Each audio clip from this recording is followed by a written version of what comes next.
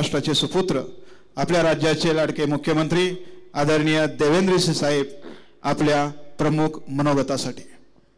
छत्रपती शिवाजी महाराज की, धर्मवीर छत्रपती संभाजी महाराज की जय भवानी, जय भवानी, जय जय जय जय जय भवानी,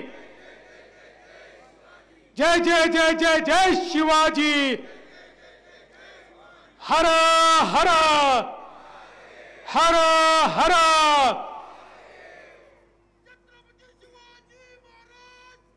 जय हिंदवी स्वराज्याचे सरसंस्थापक छत्रपती शिवरायांना मानाचा मुजरा करतो। भारतीय राज्यघटनेचे शिल्पकार भारतरत्न डॉक्टर बाबासाहेब आंबेडकर यांना मानवंदना अर्पित करतो।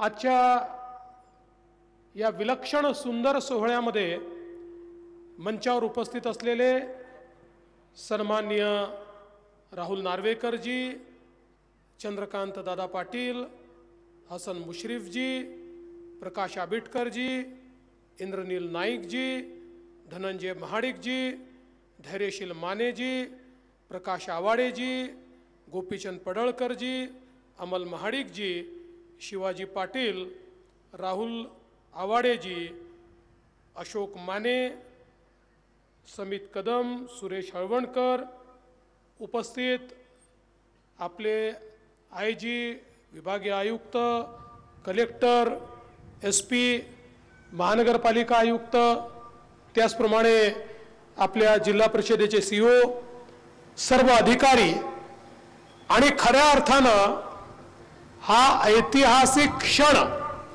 ज्यांच्यामुळे आम्हाला अनुभवायला मिळाला ते आपले लोकप्रिय आमदार आणि लोकनेते डॉक्टर विनय कोरे सावकार। आज अतिशय आनंद आहे की आजच्या शौर्य दिनी, आजच्या विजय दिनी, ज्या दिवशी कोंडाजी फर्जंद यांनी केवळ मात्र 60 मावळे घेऊन गनिमी काव्याचा वापर करत पन्हाळगडाला स्वराज्यामध्ये सामील केलं होतं, त्या दिनी याच पन्हाळगडावर अतिशय सुंदर अशा प्रकारच्या 13D अशा एका शोचं उद्घाटन करण्याची संधी ही मला मिळाली। मी त्याबद्दल सावकार आपले मनापासून आभार मानतो। खरं म्हणजे छत्रपती शिवरायांचा इतिहास या भारताचा इतिहास आहे।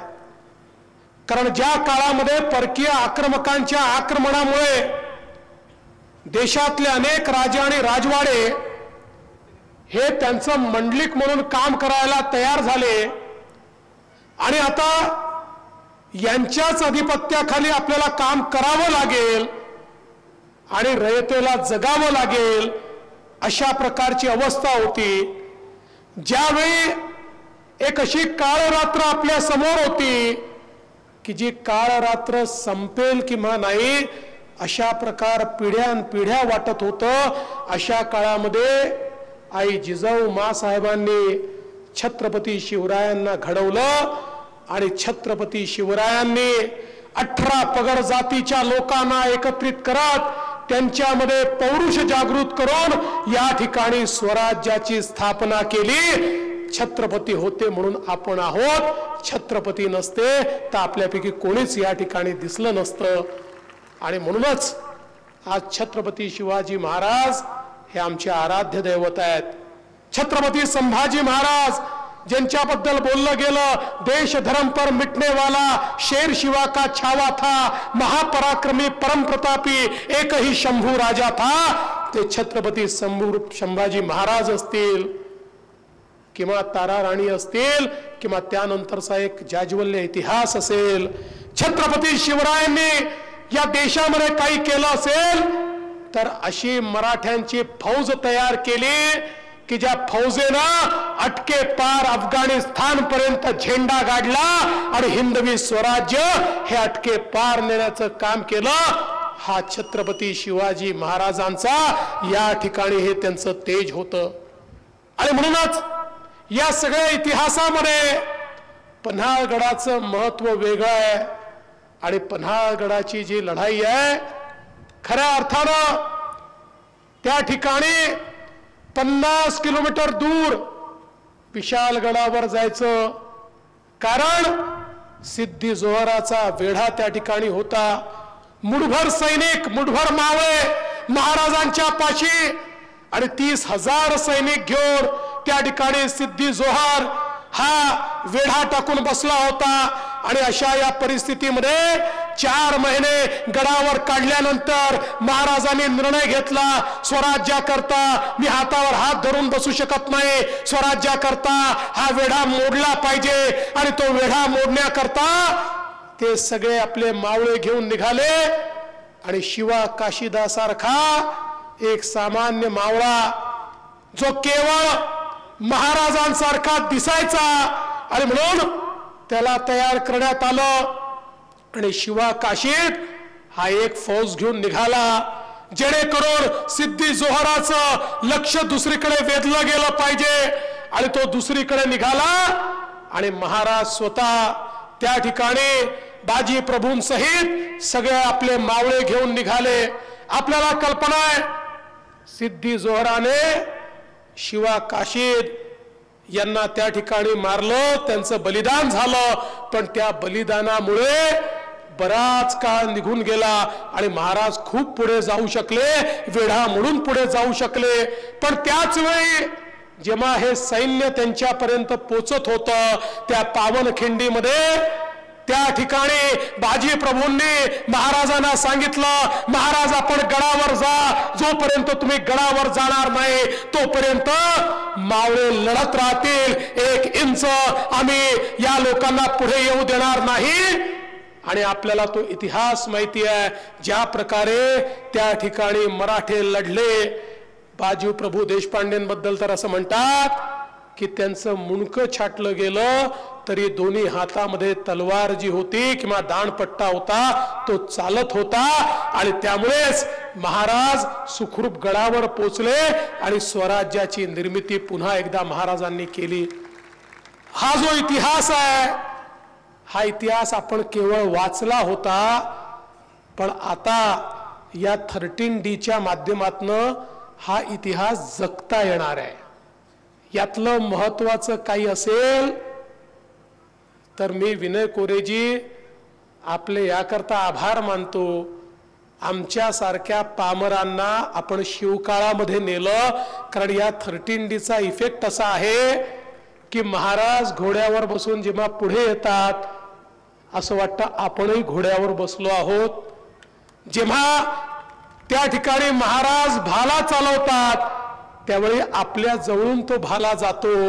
ज्यावेळी युद्ध होतं त्या युद्धामध्ये जणू काही युद्धाच्या रणभूमीवर आपण आहोत अशा प्रकारचा अनुभव मिळतो. ज्यावेळी पाऊस पडतो त्यावेळी आपल्याही अंगावर पाऊस पडतो.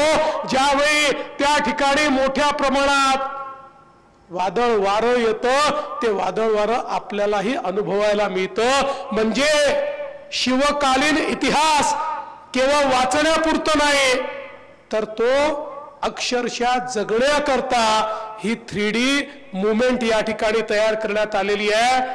मी खरं तर ज्या इंजिनियरनी, ज्या कन्सल्टंटनी, ज्या कॉन्ट्रॅक्टरनी हे काम केलंय त्यांचं मनापासून आभार मानेन. आणि विनय कोरे साहेब, मी आपल्याला सॅल्यूट करतो, सॅल्यूट.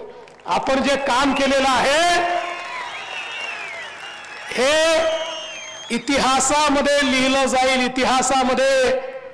आणि कशा प्रकारे एखाद्या गडाचा इतिहास आणि आपला जाज्वल्य महाराजांचा इतिहास हा समाजातल्या शेवटच्या व्यक्तीपर्यंत पोहोचू शकेल त्याचं उदाहरण म्हणजे या ठिकाणी तयार झालेलं हे 13D थिएटर आहे.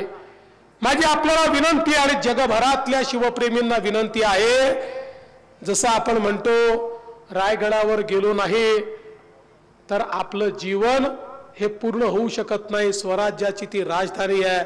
पण आता मी म्हणेन, स्वराज्याच्या उपराजधानीत येऊन जर हा सिनेमा या ठिकाणी पाहिला नाही तर तुमचं जीवन कधीच पूर्ण होणार नाही. अशा प्रकारचा अनुभव या ठिकाणी तयार करण्यात आलाय.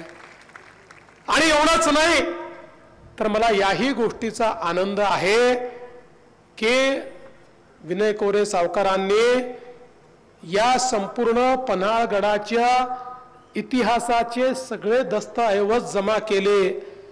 आपल्याला माहिती आहे हेरिटेजचं स्ट्रक्चर आहे.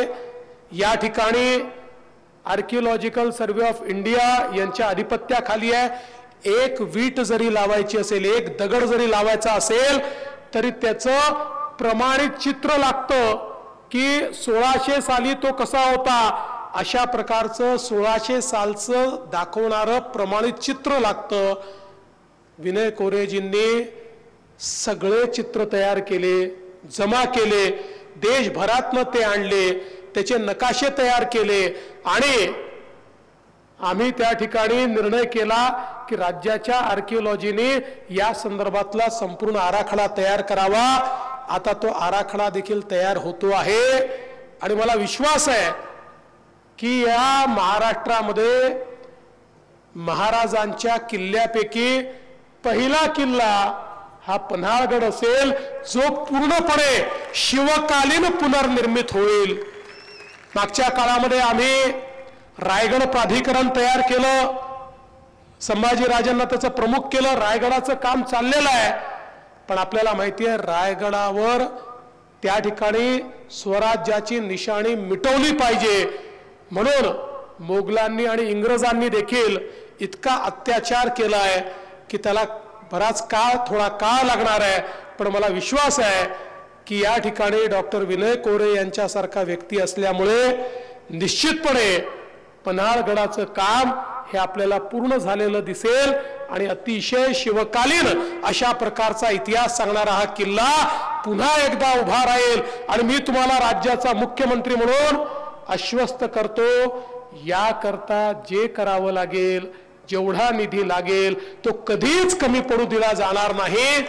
या इतिहासाशी जुडण्याची संधी मिळणं हा देखील आमच्या जीवनातला एक अत्युच्च क्षण आहे. आणि त्यासोबत ज्योतिबाचा डोंगर, ज्योतिबा जे आपलं आराध्य दैवत आहे, त्याचाही अतिशय सुंदर आराखडा हा सावकारांनी तयार केला. त्याला आम्ही मान्यता दिली. पण त्याचं प्राधिकरण झालं पाहिजे हे सावकारांचा पहिल्या दिवशीपासून आग्रह होता. त्यांनी आत्ताच माझ्या निदर्शनास आणून दिलेलं आहे. काही लोक ते करत नाही आहेत. आपण काळजी करू नका, पुढच्या 15 दिवसामध्ये हे प्राधिकरण स्थापन करून देतो. 15 दिवसामध्ये.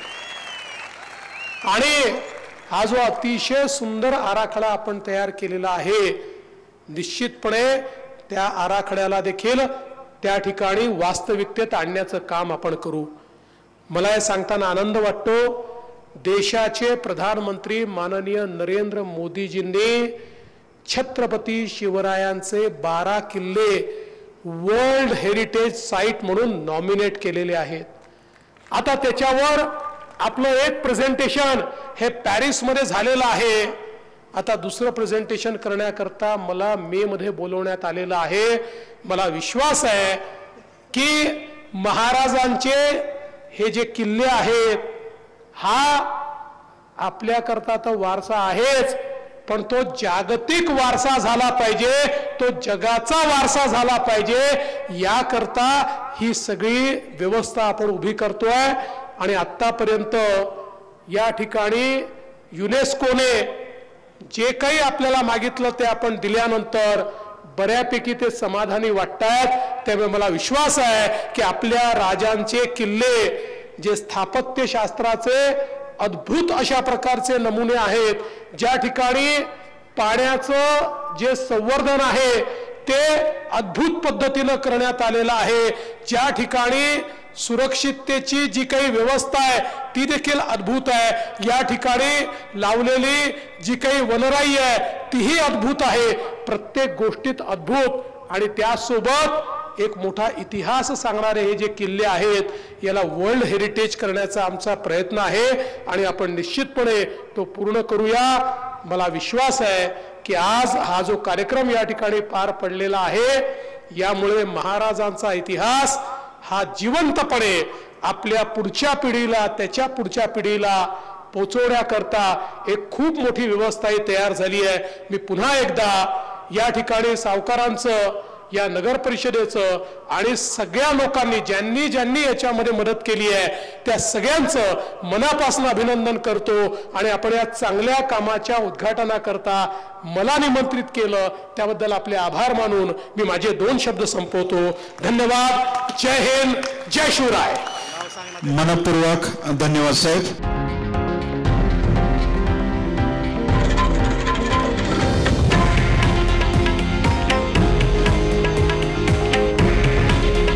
हे आहे देशातील नंबर 1 न्यूज नेटवर्क आणि आपण पाहत आहात TV9 मराठी. काळजी तुमची, हित महाराष्ट्राचं.